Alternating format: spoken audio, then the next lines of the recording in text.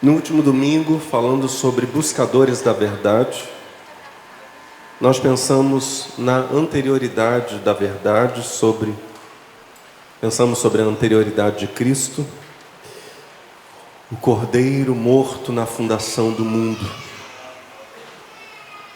Mencionamos Apocalipse capítulo 13, verso 8, em duas versões, e nós iremos vê-las novamente agora. Na King James, Apocalipse 13, verso 8 diz: todos os habitantes da terra adorarão a besta, ou seja, todos aqueles que não tiveram seus nomes escritos no livro da vida do Cordeiro, que foi imolado desde a criação do universo. A outra versão que nós examinamos domingo passado, brevemente, foi a versão de Portugal chamada O Livro. Irei lê-la agora. E todas as pessoas que pertencem a este mundo adoraram o monstro, essas cujos nomes não estão escritos no livro da vida do Cordeiro, que foi sacrificado antes da fundação do mundo. Nós dissemos no domingo passado que as expressões desde e antes da se equivalem aqui. O conflito de versões entre a King James e a versão O Livro é um conflito apenas aparente. A morte do Cordeiro, Jesus Cristo, é o acontecimento que faz parte da eternidade, enquanto ao mesmo tempo marca o início da história humana. Quando se inicia a criação do universo, o Cordeiro, o eterno Filho de Deus, é morto. E imediatamente o mundo começa a ser criado. Lemos em Gênesis capítulo 1, verso 3, a primeira frase da sequência criativa: disse Deus, haja luz. E o verso completa dizendo, e houve luz. Talvez esta seja a primeira grande parábola da Bíblia. Pois se o início da história humana, de acordo com o Apocalipse, de acordo com a carta de Pedro, primeira carta de Pedro, se o início da história humana é a morte do Cordeiro, quando Deus diz, haja luz, o que está sendo dito bem poderia ser algo como, ou poderíamos entender essa frase, haja luz, figuradamente como, que todos os motivos pelos quais o Cordeiro morreu se tornem visíveis. Até que Jesus viesse ao mundo como um de nós e morresse na cruz do Calvário, manifestando no tempo, saindo então da eternidade, entrando no tempo, manifestando no tempo, esse tempo como nós o conhecemos, o sacrifício realizado desde antes da fundação do mundo, até que pudéssemos ouvir essa palavra de salvação, o grito de Jesus na cruz: está consumado.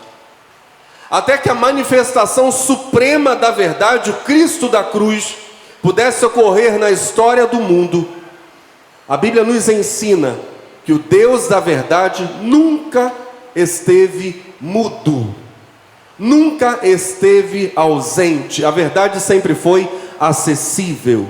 Deus nos fala sobretudo por meio de Jesus Cristo, que é a própria encarnação da verdade. Mas Deus sempre foi e sempre será o Deus que fala.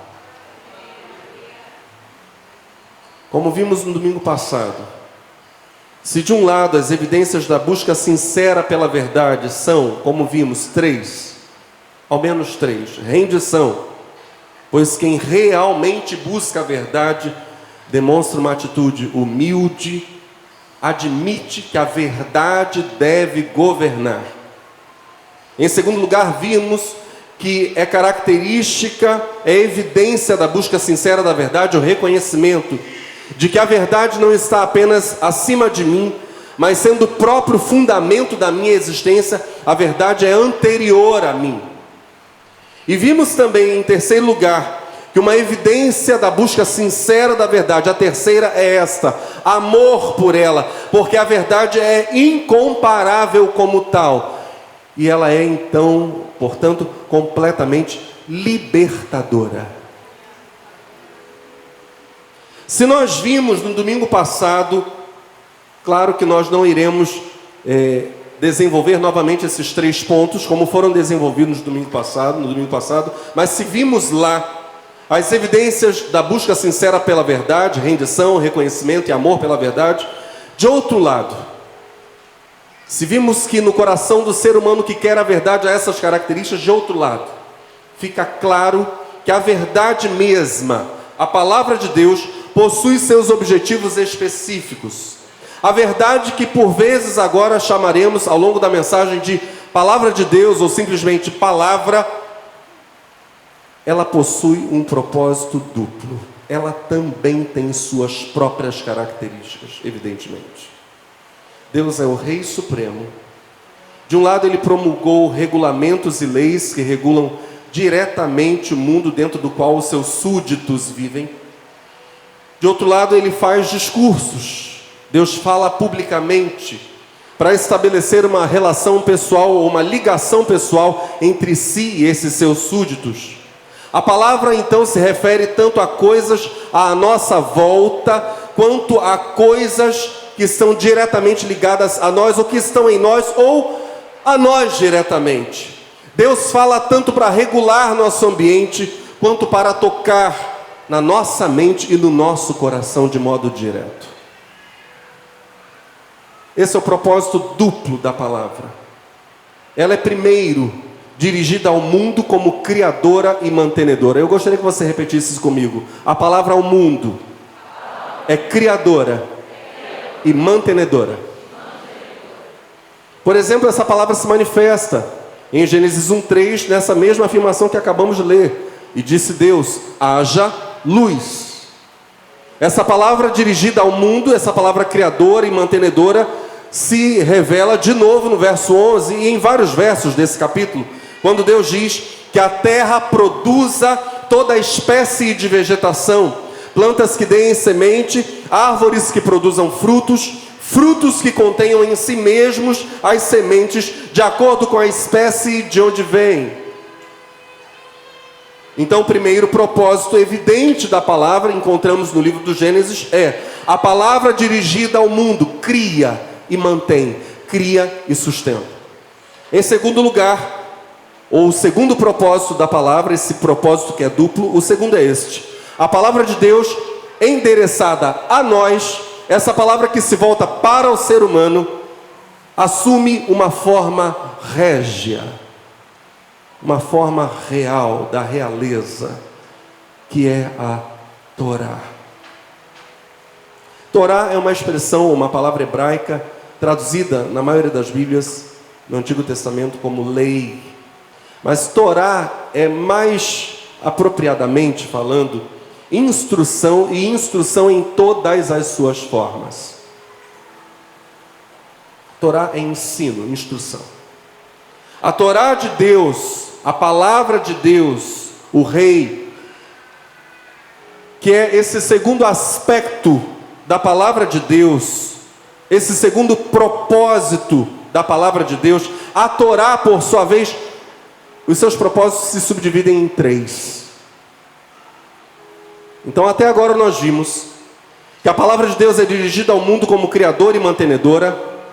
Depois vimos que a palavra de Deus é dirigida a nós, e quando isso acontece, ela assume uma forma real, a forma da Torá, é a fala de um rei para os seus súditos. E essa palavra dirigida ao ser humano possui pelo menos 3 características, ou um caráter triplo.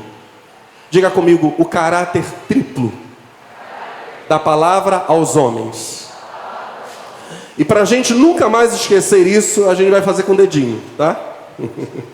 Diga comigo: lei, promessa, testemunho. Vocês podem repetir essa sequência, por favor?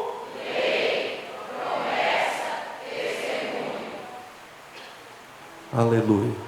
Lei. Deus nos dá ordens ou proibições com sanções.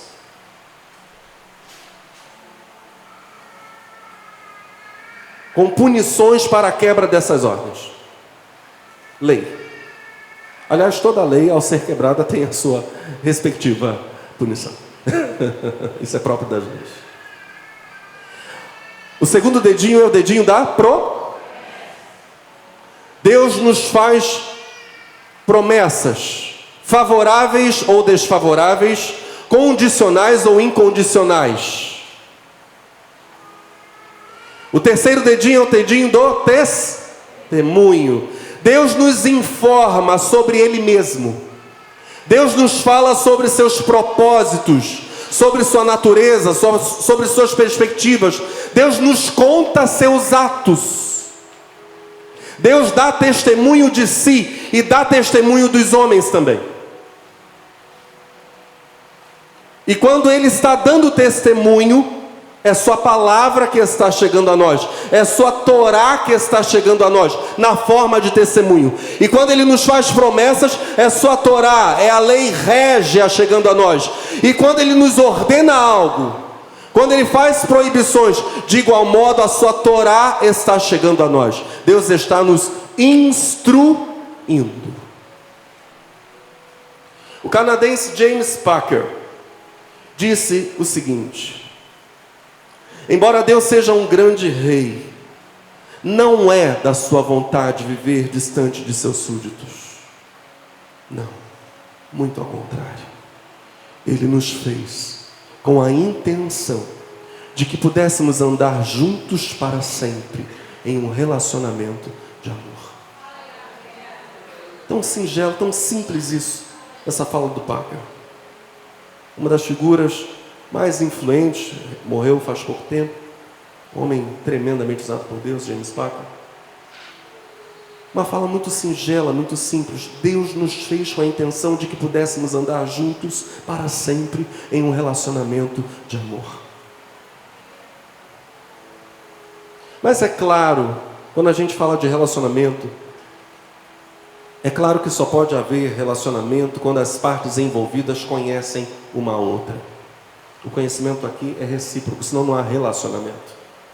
Deus, como nosso Criador, Deus como onisciente, conhece-nos perfeitamente, mesmo antes de nós dizermos qualquer coisa. Cantamos hoje aqui, Salmo 139.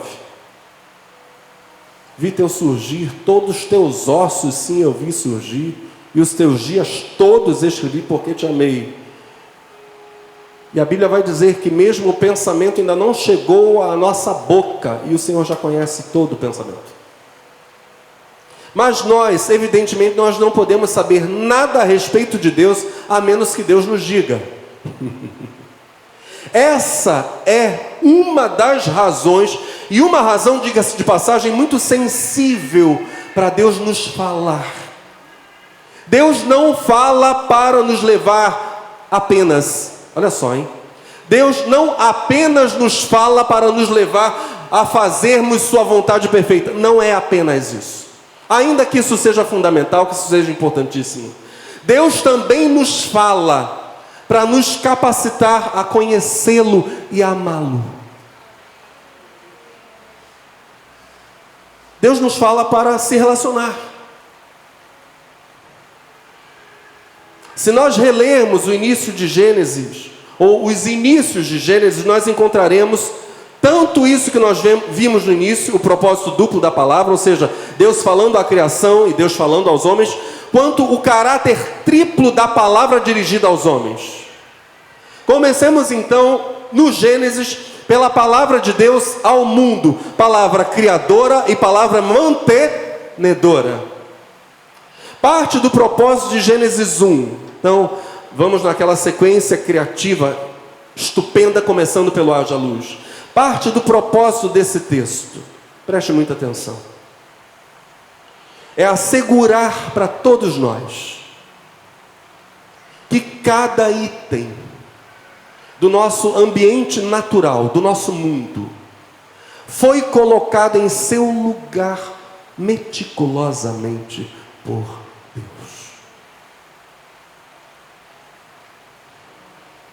Gênesis 1 não é uma história em quadrinhos.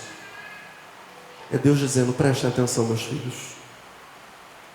Coloquei cada coisa em seu devido lugar, para e por vocês.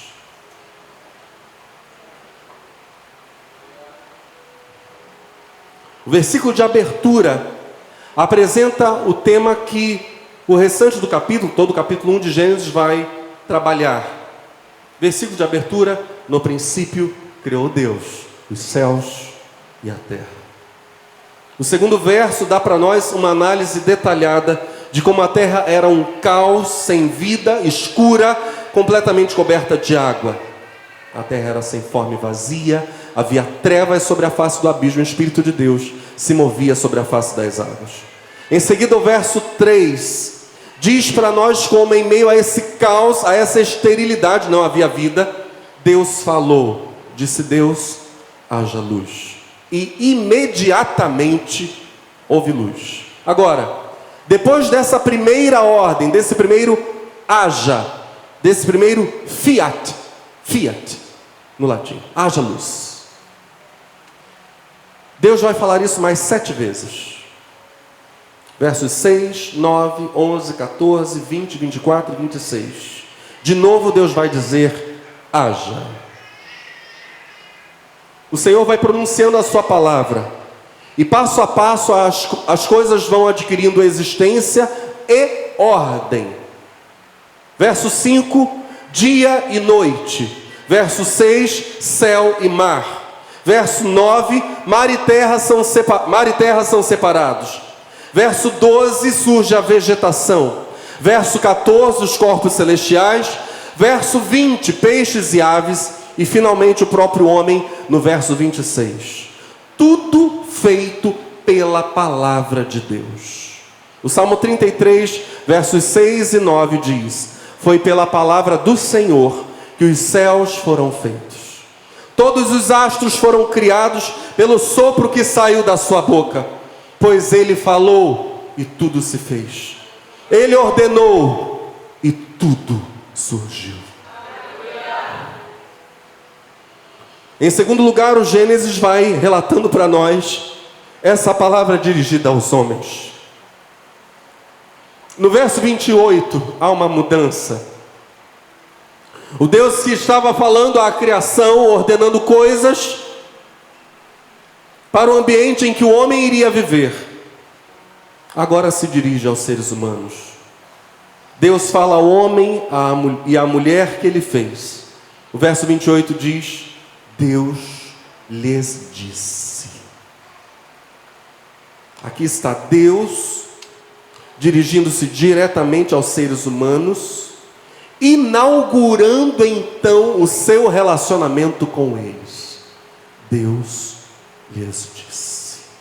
Formalmente isso aparece então no verso 28. E aqui surgem as categorias da Torá, da instrução de Deus. Desde esse verso elas vão aparecendo. Os pronunciamentos de Deus vão se encaixando nessas 3 categorias: lei, promessa e testemunho, ao longo de toda a história de Adão e Eva e depois de toda a história bíblica. A primeira palavra de Deus a Adão e Eva é uma palavra de ordem. Diga comigo, ordem. A primeira palavra é ordem. A primeira coisa que Deus fala a Adão e Eva não é nem promessa nem testemunho, é ordem mesmo. Ele exige deles que cumpram uma vocação, a vocação da humanidade. E Deus diz, está implícita nessa ordem de Deus, Deus diz que eles devem se amar, porque a multiplicação seria derivada do amor. O primeiro mandamento, a primeira fala de Deus ao homem é o mandamento. E o primeiro mandamento é o mandamento do amor. Deus diz, sede fecundos. Multiplicar. Essa é a primeira fala de Deus. Em seguida ele diz, dominai. Amem-se, multipliquem-se e governem a ordem criada. Governem toda a criação. Amem-se, multipliquem-se e governem. Em seguida, a próxima palavra de Deus, verso 29, é um testemunho. Eis que vos dou todas as plantas. Deus explica a Adão e Eva que a vegetação, que as colheitas, que o fruto da terra foi feito por Ele, para que os homens e animais comam e sejam fortes e felizes no mundo. Deus dá testemunho de si. Eis que vos dou. Eu sou generoso. Dou a vocês todas as plantas. Toda a criação está entregue a vocês, e as plantas são para o vosso mantimento.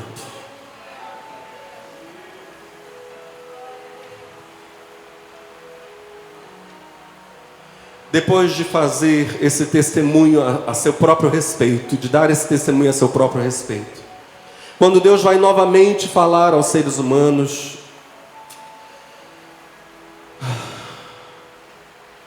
Ele lhes dá uma proibição.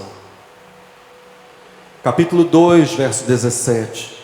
Da árvore do conhecimento do bem e do mal não comerás, porque no dia em que dela comeres, certamente morrerás.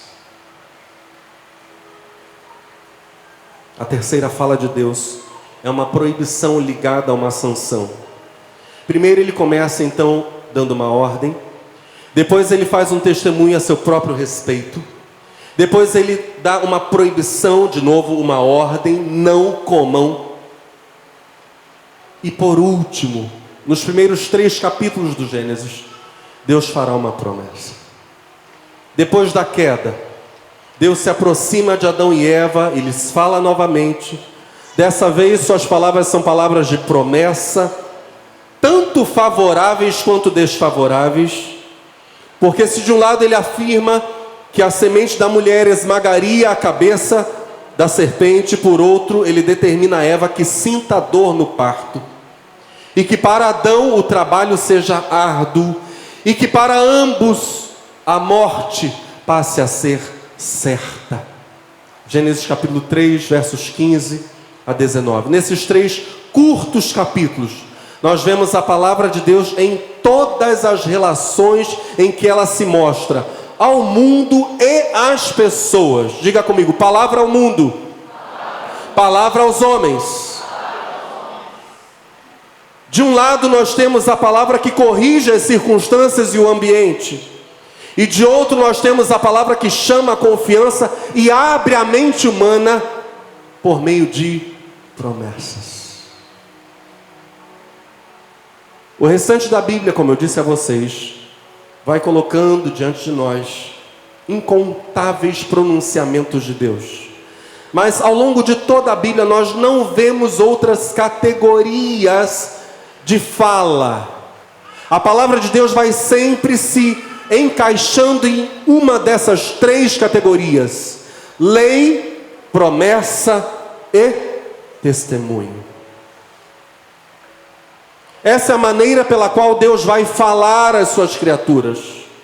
A apresentação da palavra de Deus em Gênesis 1, 2 e 3 vai sendo reiterada ao longo de toda a Bíblia.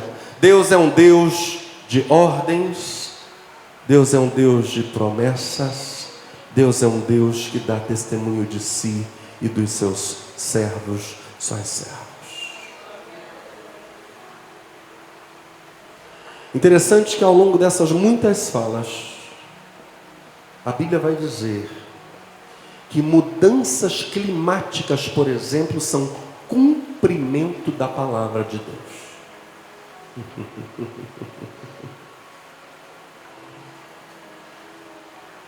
Vocês ouviram isso? A Bíblia diz que mudanças climáticas são cumprimento da palavra de Deus. Louvai ao Senhor os da terra, cetáceos e profundezas todas, relâmpagos, granizo, neve, neblina, vendavais e tempestades, todos dóceis à sua palavra. Salmo 148, versos 7 e 8. A Bíblia vai dizer que o surgimento e queda das nações é cumprimento da palavra de Deus. Olha isso. O fato de que a palavra de Deus realmente determina os eventos do mundo foi a primeira lição que Deus ensinou ao profeta Jeremias. Quando Deus chama Jeremias para ser profeta, Deus diz: vou te ensinar uma coisa. O que governa as nações é a minha palavra. É assim que começa o chamado de Jeremias. Olha, Deus lhe disse, Jeremias capítulo 1, verso 10: hoje te constituo sobre as nações e sobre os reinos, para arrancares e derribares, para destruíres e arruinares, e também para edificares e para plantares. E nós olhamos para o texto e dizemos: como poderia ser isso? Do que a Bíblia está falando? O chamado de Jeremias, evidentemente, não era para que ele se tornasse um diplomata, um monarca, nada disso. O texto é claro, ele é chamado, ao longo de todo o texto vemos isso, ele é chamado para ser um profeta, um entregador dos recados de Deus. Esse é o chamado de Jeremias. Como era possível que um homem sem uma posição oficial, cujo único trabalho, era falar, única ferramenta à disposição de Jeremias era a fala. Como pode isso? Como seria possível que um homem sem uma posição oficial, cujo único trabalho era falar, como esse homem pudesse ser descrito, poderia ser descrito pelo próprio Deus como governante das nações, indicado evidentemente por Deus? Deus diz: eu te imposto. Eu dou posse a você, Jeremias, como homem que governa nações.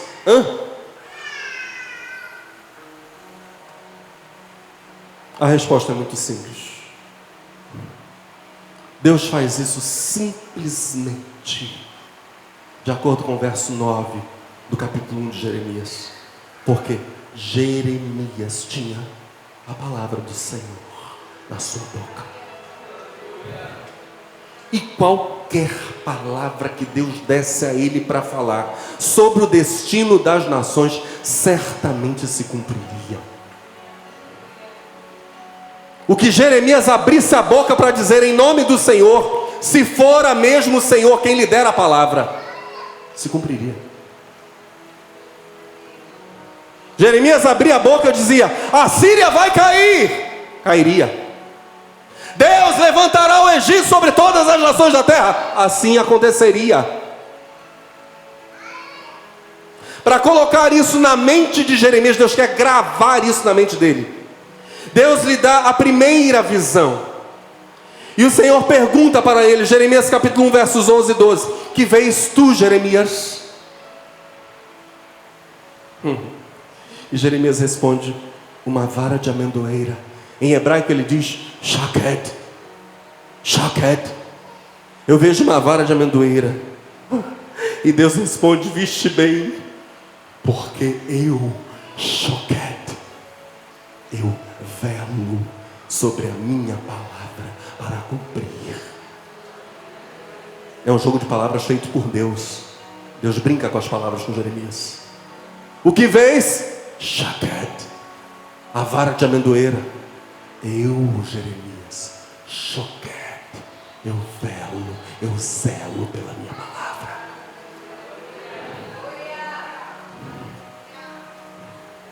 Deus, por intermédio de Isaías, proclama a mesmíssima verdade da seguinte maneira: porque assim como descem a chuva e a neve dos céus e para lá não tornam, sem que primeiro reguem a terra e a fecundem, assim será a palavra que sair da minha boca. Não voltará para mim vazia, mas fará o que me apraz e prosperará naquilo para que a designei. Toda a Bíblia mantém insistentemente essa ideia. A palavra de Deus é o instrumento executivo de Deus em todas as questões. Sobre Deus, como sobre ninguém mais, é verdadeiro dizermos o seguinte: aquilo que Ele diz acontece. A palavra de Deus governa o mundo e fixa os nossos destinos. E a Bíblia consistentemente apresenta a palavra de Deus vinda diretamente a nós em seu triplo caráter, como foi dada no Éden. Algumas vezes ela vem como lei, como no Sinai, como nos sermões dos profetas, como em grande parte do ensino do próprio Senhor Jesus, como na ordem evangélica, na boca de João Batista, depois nos lábios de Jesus e dos apóstolos: arrependei-vos. Atos 17, verso 30, reforça essa ideia. Como na ordem evangélica: arrependei-vos e crede no Senhor Jesus Cristo. 1 João 3, verso 23 diz isso. Creiam no Senhor Jesus Cristo. Algumas vezes a palavra de Deus vem a nós como promessa de posteridade, promessa de aliança de Deus dada a Abraão, Gênesis 15, promessa de redenção do Egito. Deus fala isso a Moisés, Êxodo capítulo 3. As promessas sobre o Messias, Isaías fala sobre isso no capítulo 6, capítulo 9, verso 6, capítulo 11.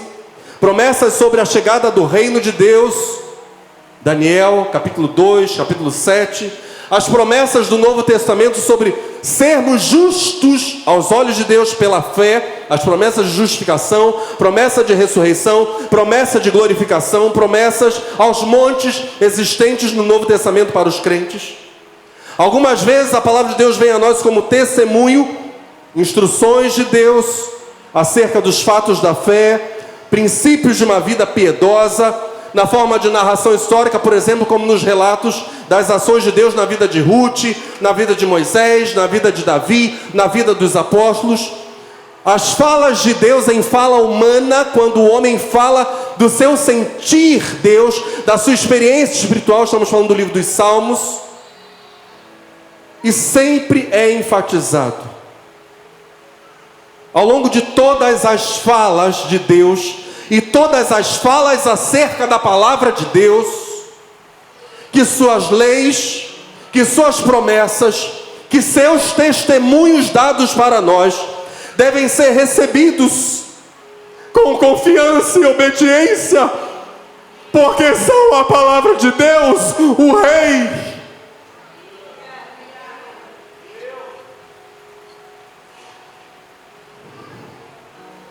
Deus diz a Jeremias, o profeta, que a essência da impiedade, a impiedade tem uma essência, que a essência da impiedade é a obstinação orgulhosa de e agora eu cito as palavras de Deus a Jeremias: um povo maligno que se recusa a ouvir as minhas palavras. Essa é a essência da impiedade. Enquanto a marca do coração verdadeiramente humilde e piedoso é esta, citada em Isaías capítulo 66, verso 2: aquele que treme da minha palavra, diz o Senhor. Gente que treme, temos aqui alguém que treme da palavra de Deus? Alguém cujo coração acelera ao ouvir a palavra do Senhor? A carne treme. Deus diz que essa pessoa é verdadeiramente piedosa. As palavras de Deus são o indicador da realidade. Elas nos mostram as coisas como elas realmente são. E como será para nós o futuro, de acordo com a atenção que dermos ou não à palavra de Deus. Eu gostaria de me lembrar agora dos puritanos da Inglaterra. Os puritanos, o pessoal posterior ao movimento da reforma na Europa, ingleses, piedosos, muitos deles calvinistas, é verdade. Eu não sou calvinista, mas tenho admiração por esses irmãos muito profunda.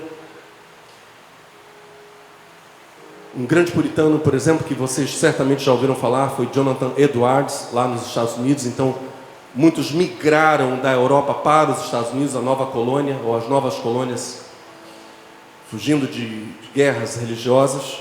Os puritanos, muitos deles deixaram uma marca na história inapagável. Gente que era radicalmente apaixonada por Deus e por sua palavra. Gente radical, gente séria demais com as coisas de Deus. Jonathan Edwards, um dos puritanos mais reconhecidos, conhecidos e reconhecidos, disse o seguinte, que uma das características que autentica a obra do Espírito Santo na vida de uma pessoa, algo que mostra se é mesmo a ação do Espírito na vida daquela pessoa, se ela realmente é amiga do Espírito, é o respeito e o amor que ela tem pela palavra de Deus.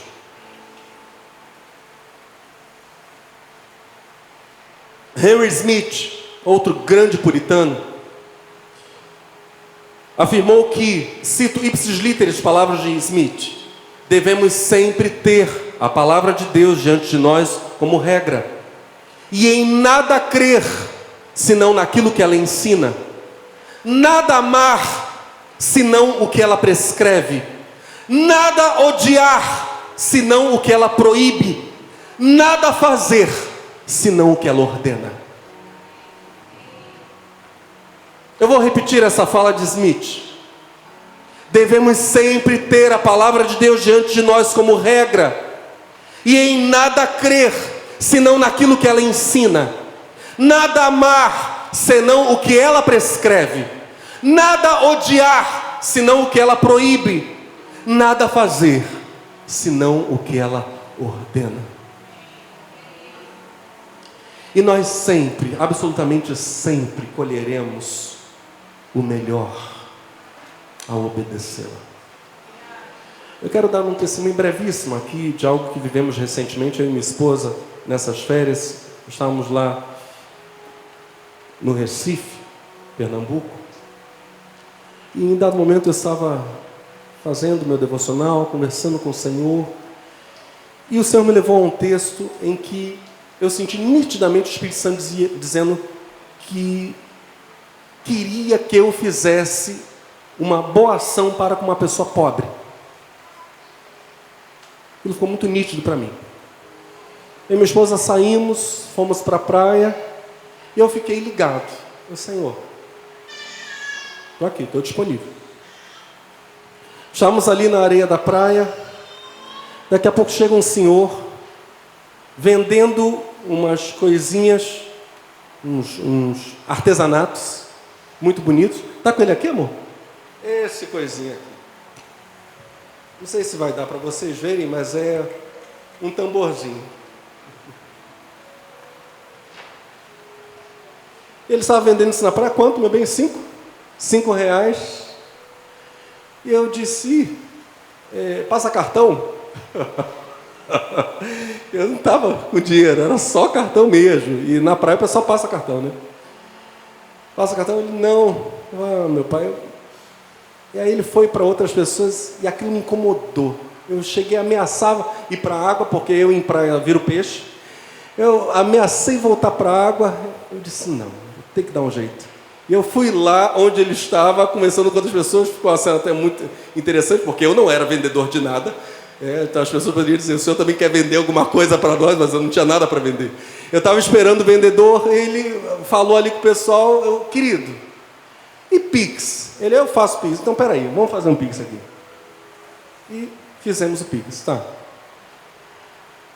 Nós estávamos debaixo de uma barraca, nós não levamos barraca, mas você fica debaixo de uma barraca, se protegendo do sol, e o que você consome, refrigerante, salgadinho, etc., isso você paga. Então você não paga as cadeiras nem a barraca, você só paga o que você consome. Tá. Ficamos mais um pouco, fomos lá pagar. E tinha uma comandazinha dizendo tudo que a gente tinha consumido. 11 reais, amor? 11 reais, né? Tínhamos consumido pouco, 11 reais. Cheguei lá para o homem, ele... Não precisa pagar não. Amassou a comanda e jogou fora. Eu disse, ué, tá. Eu, Senhor, saímos, fomos em direção ao local onde estávamos hospedados, estamos andando, Vitória, minha filha, faz contato, pai, saiu um dinheiro para mim que eu não estava esperando, vou mandar um pix para o Senhor que é para abençoar a nossa casa. 112 reais.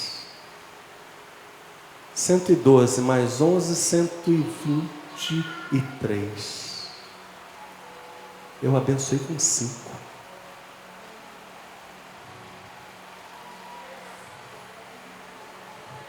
Sempre colhemos o melhor quando obedecemos a palavra de Deus. Eu fiquei olhando para minha esposa, quando nós dois assim, como assim? Primeiro, eu nunca vi isso de você consumir um negócio na praia e não pagar. Essa é nova para mim. Você vai pagar. Vamos concluir essa mensagem destacando 2 grandes verdades.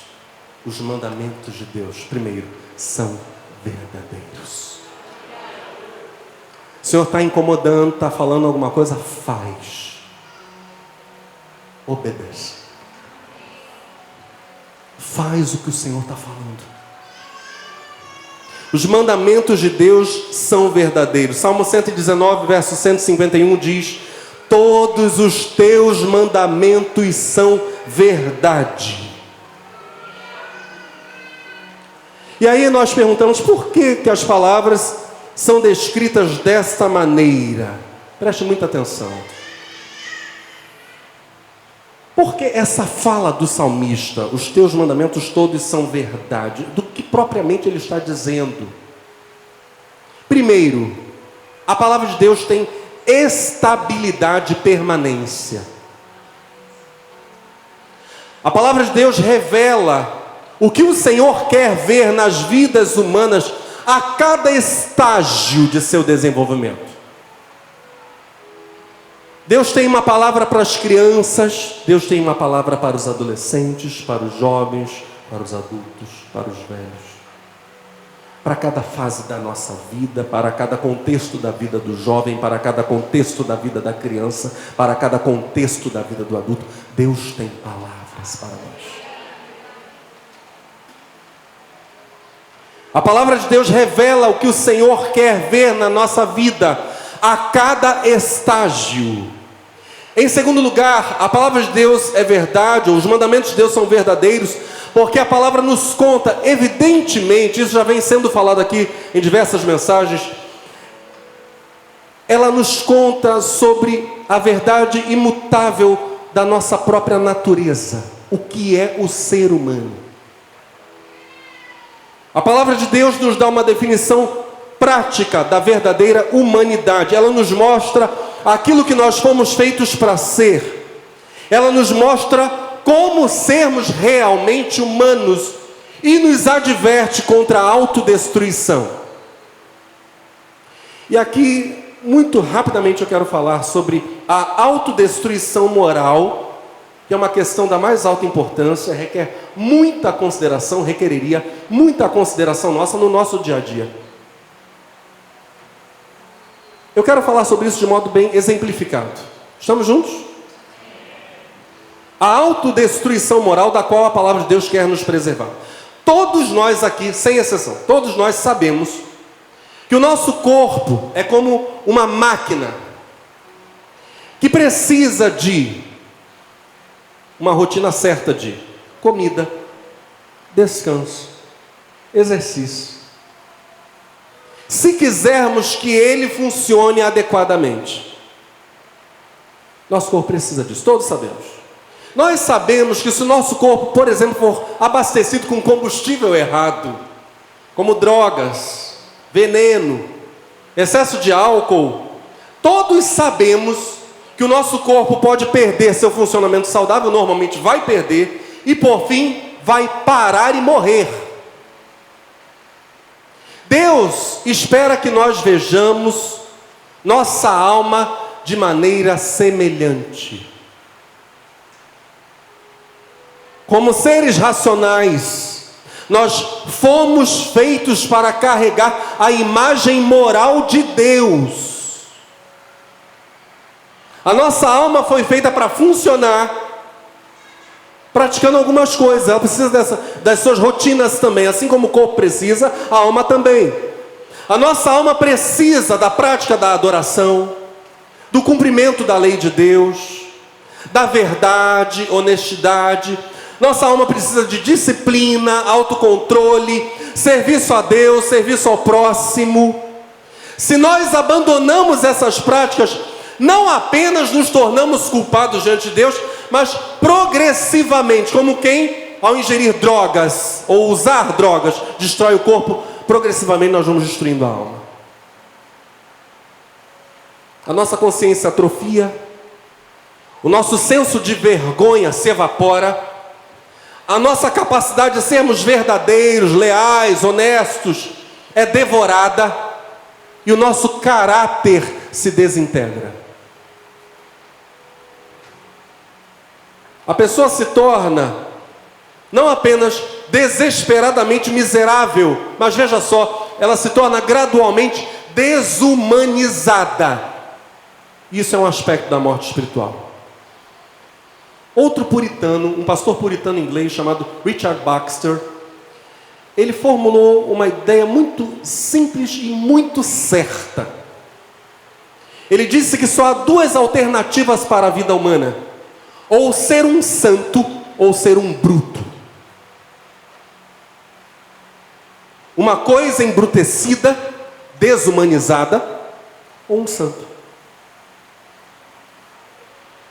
Para Baxter, essa é a única escolha, e todos os seres humanos, mais cedo ou mais tarde, consciente ou inconscientemente, optam por uma coisa ou outra.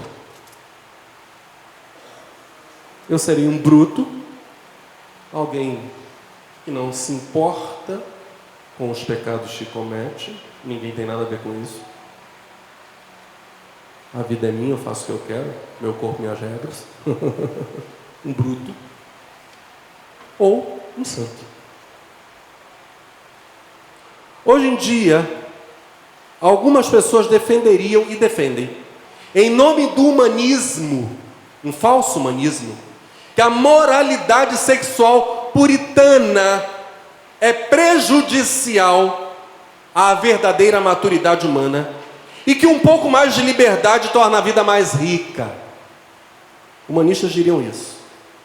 James Packer, com grande precisão, afirma que o nome apropriado, ele usa a ideia de Richard Baxter, que o nome apropriado para essa ideologia não deveria ser humanismo, mas brutismo.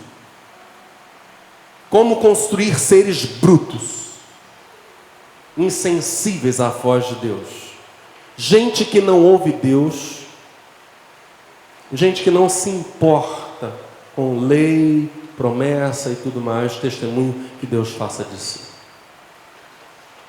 A frouxidão sexual torna o ser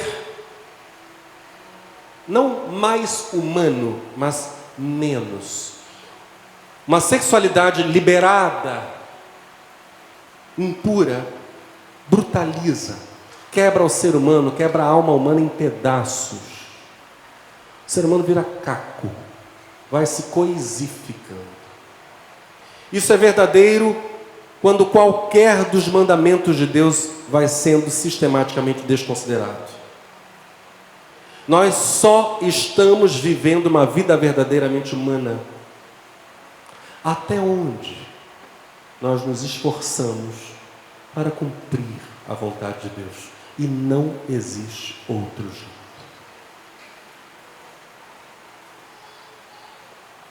Só por meio dessa batalha é que efetivamente somos humanos. Quero encerrar então com a segunda verdade. Eu disse a vocês que destacaria duas grandes verdades no final desta mensagem. A primeira delas, os mandamentos de Deus são verdadeiros. E a segunda verdade é esta e última: as promessas de Deus são verdadeiras, pois Deus as cumpre. Hebreus capítulo 10, 23. Quem fez a promessa é fiel. A Bíblia proclama a fidelidade de Deus, usando superlativos, usando ideias grandiosas. Claro que eu não vou ler todos os versos falando sobre isso, a lista é imensa, mas apenas 2 versos. A tua fidelidade estende-se de geração em geração. Salmo 119, verso 90. Grande é a tua fidelidade. Lamentações 3, verso 23. Como essa fidelidade se mostra? Evidentemente, por meio do cumprimento infalível das promessas de Deus. Deus é um Deus que guarda a sua aliança. Deus jamais falha com aqueles que confiam nas suas promessas. Abraão provou a fidelidade de Deus, esperando por 25 anos e sendo idoso, pelo nascimento do seu herdeiro prometido. Milhões provaram a fidelidade de Deus a partir da fé que Abraão teve. Ele creu, experimentou o cumprimento da promessa e até hoje milhões são afetados por isso. As promessas de Deus registradas nas Escrituras são a base. Aqui nós vamos fechar com uma ideia muito importante. Eu vou repetir essa fala. As promessas de Deus registradas nas Escrituras, na Bíblia, são a própria base dada por Deus para toda a nossa vida de fé. Vou repetir, eu gostaria que nós internalizássemos isso. Em linguagem militar, que isso entrasse na massa do sangue. As promessas de Deus, registradas nas Escrituras, registradas na Bíblia, são a própria base dada por Deus para toda a nossa vida de fé. Samuel Clarke, na introdução do livro Promessas da Escritura, escreveu o seguinte: uma atenção constante e fixa nas promessas e uma firme crença nelas evitaria a preocupação e a ansiedade a respeito das questões da vida. Manteria a mente calma e serena em cada mudança e daria sustento e impediria que o nosso espírito naufragasse sobre os mais diversos problemas da vida. Olharmos para as promessas. Clarke continua dizendo: os cristãos se privam do mais sólido conforto em razão de sua descrença e esquecimento das promessas de Deus. Pois não há, e eu gostaria que você dissesse isso comigo, porque essa é uma verdade muito poderosa. Diga comigo: não há situação extrema o suficiente para que não haja promessas adequadas e que sejam abundantemente suficientes para obtermos alívio. Não há situação extrema o suficiente para que não haja promessas adequadas e que sejam abundantemente suficientes para obtermos alívio. Não há situação extrema para nós. Não há.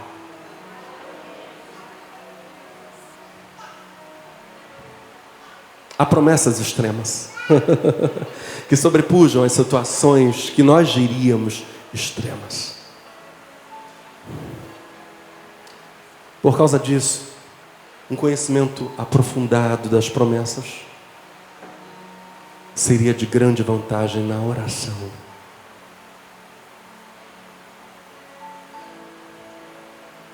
Ainda estou citando Samuel Clarke. Ele diz: com que conforto um cristão pode se dirigir a Deus em Cristo quando considera as repetidas afirmações de que suas orações serão ouvidas. Com quanta satisfação ele pode apresentar os diversos desejos do seu coração quando reflete sobre os textos em que essas misericórdias são prometidas. E com que fervor de espírito e força de fé ele pode reforçar suas orações ao pleitear pelas várias promessas graciosas que são aplicáveis para o seu caso.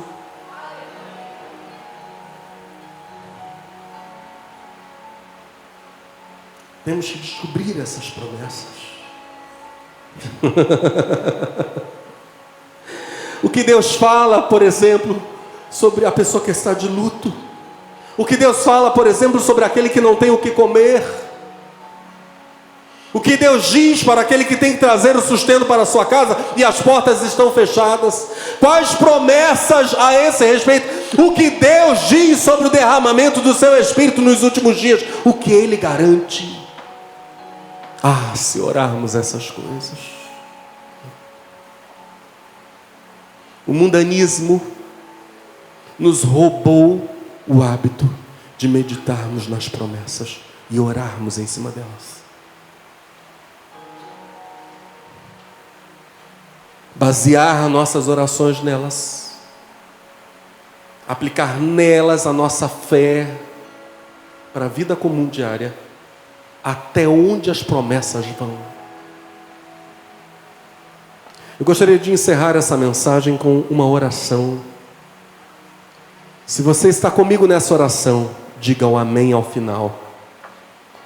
Ó Deus, ajuda-nos a sermos incansáveis na busca por Ti, na meditação da Tua palavra, no descanso em Tuas promessas, em nome de Jesus.